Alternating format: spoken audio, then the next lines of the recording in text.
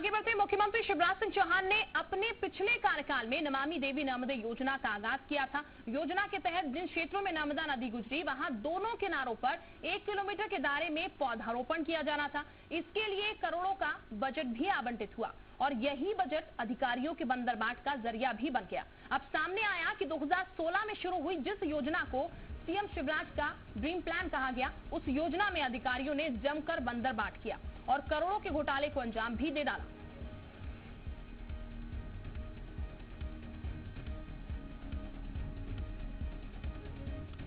तो ये आपको बता दें, करोड़ों का बंदरबाट यहां पर किया गया है। सीएम शिवराज सिंह चौहान का ड्रीम प्रोजेक्ट ये था और इस ड्रीम प्रोजेक्ट को कह सकते हैं पलीता एक तरीके से लगा है, क्योंकि करोड़ों का घोटाला इस ड्रीम प्रोजेक्ट में किया गया है। ये आपको बता दें, शिकायत जब इस मामले में की गई तो इस पूरे मामले में उस व्यक्ति को कमेटी से ही बाहर कर दिया गया, लेकिन अब कुल मिलाकर इस पूरे मामले का खुलासा हो चुका है। एक बार फिर से शिकायत की गई है। 37 लाख के पौधे खरीदने के एवज में 15 करोड़ का भुगतान यहां पर कर दिया गया, जबकि नर्सरी में 10 लाख की ही क्षमता थी।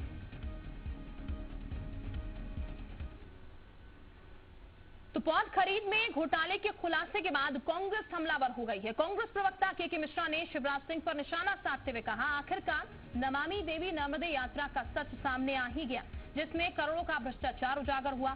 के मिश्रा ने ट्वीट में लिखा कि कांग्रेस ने उसी समय आरोप लगाए थे जो आज सच साबित हुए हैं। जो भगवान को धोखा दे सकता है वो इंसान को क्या छोड़ेगा।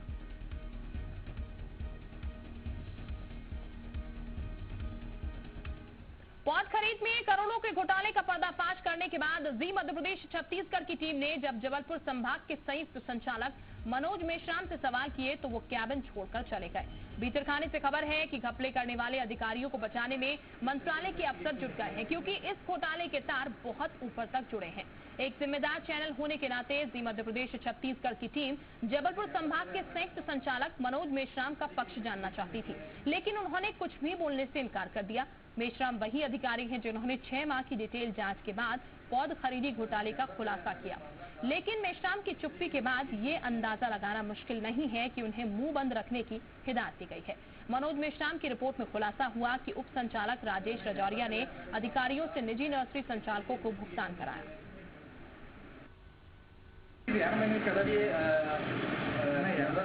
मामला था उसमें किस तरह की इन्वेस्टिगेशन रही है?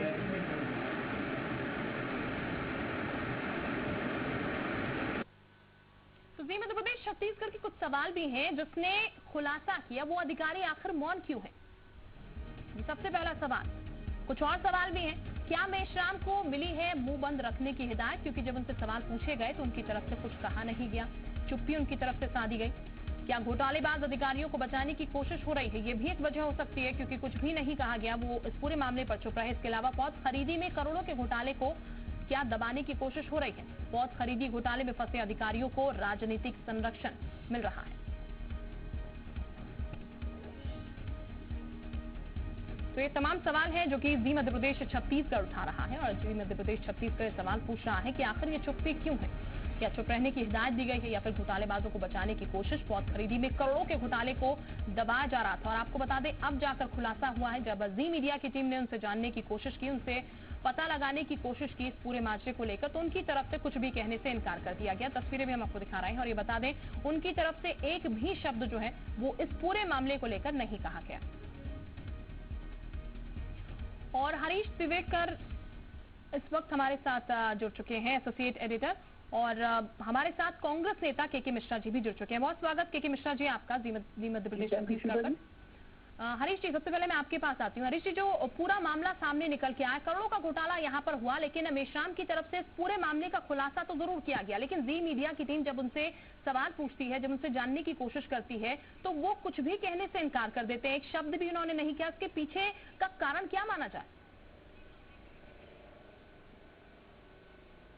देखिए, जिस तरह से अब शुरुआत में घोटाले की शिकायत हुई, उसके बाद जांच हुई, मेश्राम को जांच दी गई, तब तक ऐसा लगा था कि इस मामले में जांच होगी और जरूर कार्रवाई हो। मेश्राम ने पूरी मेहनत, लगन और शिद्दत के साथ 6 महीने लगाए, मैदान में गए, एक एक नर्सरी में गए, एक एक मतलब जहाँ जहाँ खरीदी बताई गई उनसे संपर्क किया। जब घोटाला सामने आया कि 2 करोड़ रुपए का पौधरोपण घोटाला किया गया, एक पौधा खरीदा नहीं गया, 2 करोड़ का भुगतान किया गया, जब जांच रिपोर्ट बना के मुख्यालय भेजी गई वैसे ही मेश्राम को सीधी धमकी पहुंच गई कि अब मुंह नहीं खोलेंगे, आप किसी से कुछ नहीं बोलेंगे, चुप बैठेंगे।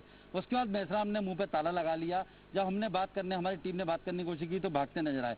लेकिन शिल्पा, इसमें बताऊंगा सबसे बड़ी बात है इस पूरे मामले का, जो विसिल ब्लोअर है, एक वरिष्ठ उद्यान विकास अधिकारी है NPS बुंदेला, वो उन्हें भी धमकी लगातार मिली, लेकिन वो एक दमंग अफसर है, माने जाते हैं, और वो खुल के भ्रष्टाचार के लिए सामने आ गए हैं। और इस वक्त मेरे साथ बने हुए हैं, मैं जी मीडिया MPCG के दर्शकों को बताना चाहूंगा कि बुंदेला जी ने किस तरह शिकायत की और क्या रहा। शिल्पा जी हमारे साथ बने हुए हैं। बुंदेला जी आपके सवालों का जवाब देने के लिए तैयार हैं, आप जो सवाल पूछेंगे वो इसका जवाब देंगे। शिल्पा। बिल्कुल। हितेश जी भी हमारे साथ इस वक्त बीजेपी से बन चुके हैं। सबसे पहले मैं बुंदेला जी से पूछ लेती हूँ यहाँ पर, जिन्होंने जो विसल ब्लोअर इस पूरे मामले में है। बुंदेला जी एक बार आप विस्तार से बताइएगा यहाँ पर, ये जो पूरा प्रकरण है दबाने की किस तरीके से कोशिश की गई, क्योंकि आपको निलंबित भी कर दिया गया था, कोर्ट की तरफ आपने रुख किया, वहां से बहाली मिली, ये पूरा प्रकरण कैसे सामने आया? बुंदेला जी पूरा प्रकरण सामने कैसे आया और क्या किस तरह घोटाला, एक थोड़ा सा विस्तार से जाएंगे छोटे समझे।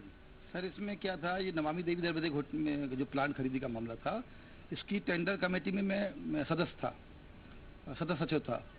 तो मेरे को ऑर्डर करके बोला गया कि आप उसके टेंडर बनाइए। तो मैंने टेंडर बनाया और टेंडर में मैंने शर्त जो रखी कि भारत सरकार ऐसी नर्सरियां धारक या ऐसी प्रबंध संस्थाएं इसमें भाग ले सकेंगी जो कि भारत सरकार अथवा राज्य सरकार में कहीं जिनका प्रमाणीकरण हो या अनुशंसा की गई हो वो अधिकृत हो। इसके बाद मेरा यहाँ से ट्रांसफर कर दिया गया, मैं यहाँ से छतरपुर पोस्टिंग हो गया। फिर इसके बाद जब 22 मार्च 2020 को जब वो टेंडर निकला और मैंने पढ़ा तो मैंने देखा कि इन्होंने जो है जो उसमें शर्तें थी वो मेरे जो टेंडर बनाए शर्तें उससे काफ़ी कुछ में कुछ चेंज किया।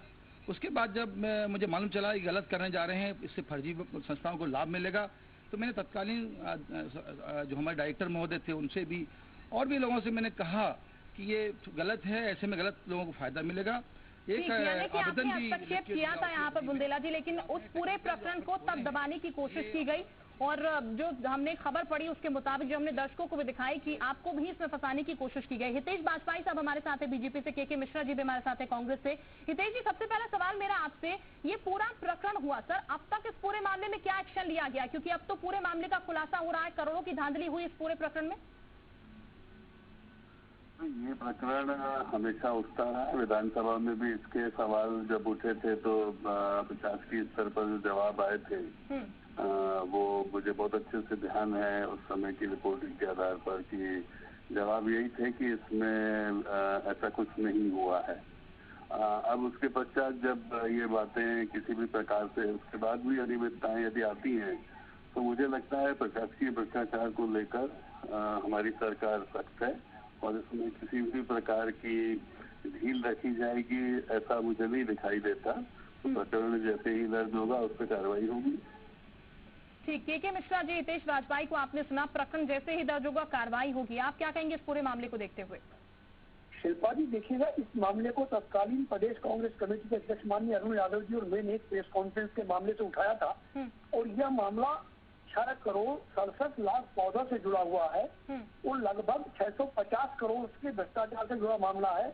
हमने सारा कैलकुलेट कर मध्य प्रदेश की मीडिया को मामला बताया था कि गड्ढे खुदाई के लिए कितना खर्चा हुआ है और बाल्टियां कितनी खरीदी गई जो पानी डालने का झाड़ा होता है, मग्गे कितने खरीदे गए हैं, पौधे की औसत कीमत एक की कितनी है, तो 6 करोड़ 67 लाख पौधों की कीमत कितनी होगी।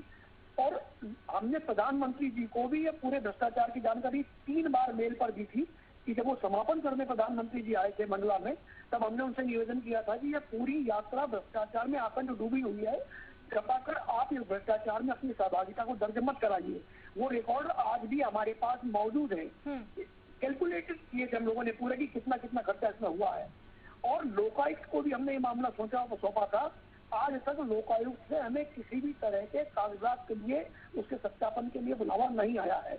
और शिल्पा जी, मैं तो जी इंडिया की टीम को बधाई और साधुवाद देना चाहूंगा कि आज पूरे मामले को आपने फिर एक नए सिरे से प्रारंभ किया है और मैं विश्वास दिलाता हूं कि कांग्रेस की सरकार आएगी और यह मामला 6 करोड़ 67 लाख पौधों से जुड़ा 650 करोड़ के भ्रष्टाचार का मामला है और एक पौधा भी अभी जीवित स्थिति में नहीं है।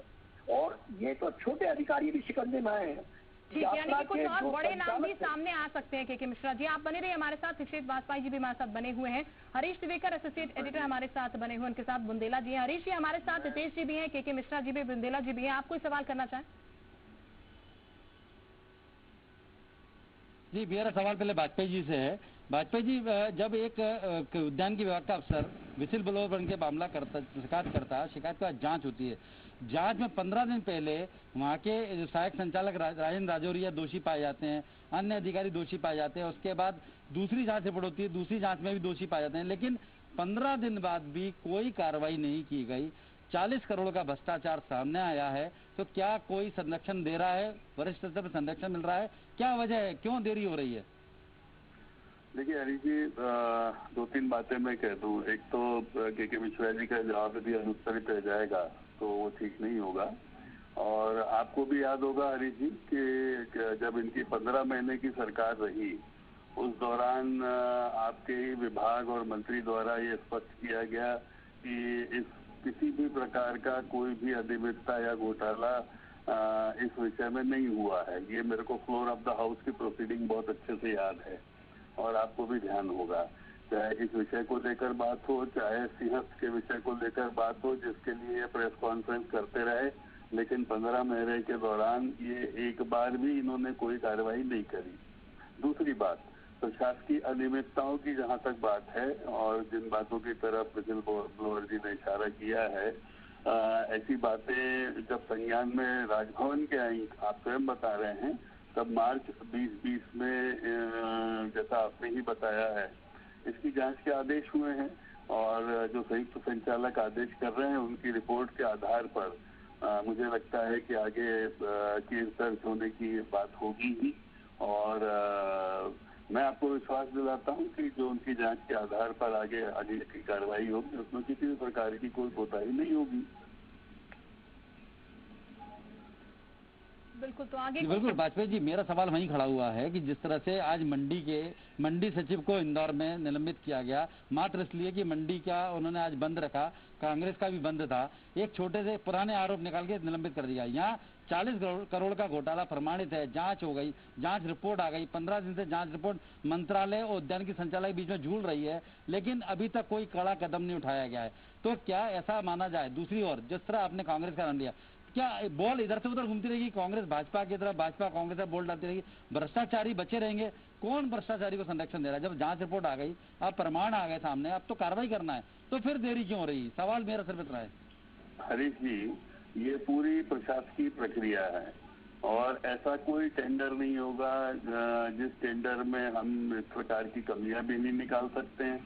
और मैं इस बात से भी नहीं नकारता हूं कि प्रशासकीय स्तर पर कई टेंडर्स में कई बातों को दृष्टिगत रखते हुए कई बार जो शर्तें होती हैं वो डाइल्यूट भी की जाती हैं और सख्त भी की जाती हैं, और जो आगे चलकर प्रश्नों के दायरे में टेंडर की बात नहीं कर रहा हूँ।